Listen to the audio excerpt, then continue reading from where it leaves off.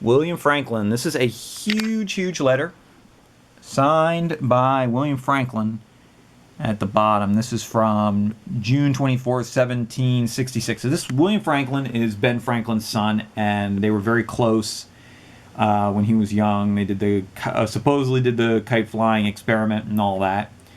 And this is pretty interesting because if you look at William Franklin's signature there, and then you compare it over here to Ben Franklin's signature, that would be on the Declaration of Independence. They're very similar.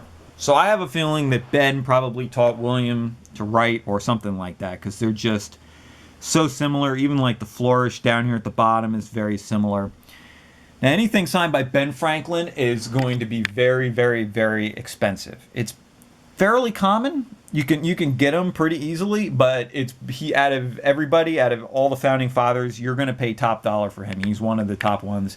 His stuff probably starts at $10,000 for just like a little clipped signature, and can go, depending on what it is that he signed, could go up to $50,000 or more.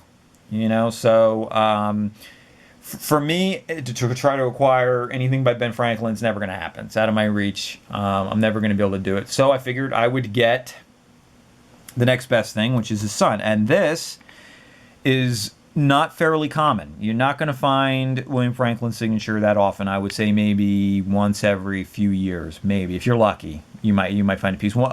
Besides this one actually just sold at our auction, so that's probably going to be it for a while. That piece has been being sold and resold, and I think that's probably about had it. So I got this one off JG Autographs.